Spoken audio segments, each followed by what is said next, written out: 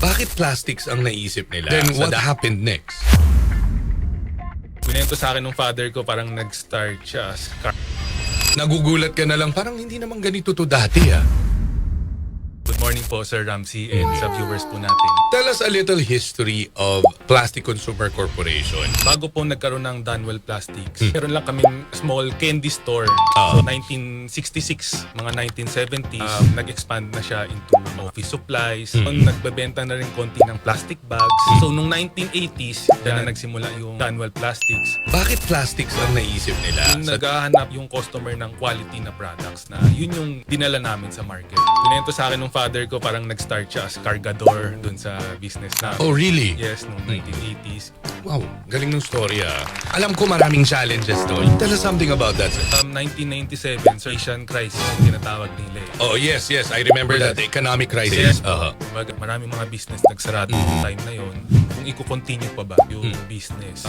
Glory to God na lang din na nagtiwala yung mga customers and yung suppliers sa amin kahit na crisis na noon. So, Ano yung pinakaginawa para hindi mawala yung tiwala nila sa inyo, sir? yung consistent quality talaga. Once na nilabas namin sa market yan, yung kung gaano kaganda yung quality namin, kung saan kami nakilala, kailangan continuous yan. Hindi yan yung parang pisa lang, ilang years. Palit na. Babaguhin namin. Titipirin nyo na. Makatipid. Oo.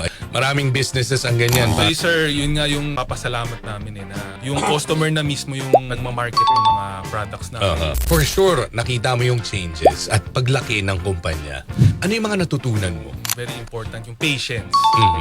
Itong mga challenges na to, hindi na to may iwasan. Nandyan na yan. Yes, yes. May proper timing lahat. Gaano katindi yung epekto ng krisis sa negosyo nyo, sir? Actually nga, sir, yung mga customer din namin nagtatanong kung kailan babalik yung mga presyo.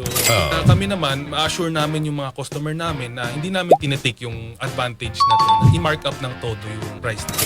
Kumbaga, doon naman kami nakilala sa affordability and quality. Since you're a young boy hanggang sa eto na ikaw, ano ang gusto mong iparating? Siguro, number one, yung tiyaga. Patience lang talaga. Number two, yung huwag tayong matakot na lahat sila nandito sa kaliwa. Tayo, isa lang tayo sa kanan. Saka yung success din po pala, sir, na hindi po siya yung isang pagganon po. Usually ang success po is pagganon. Up and down. Yes po.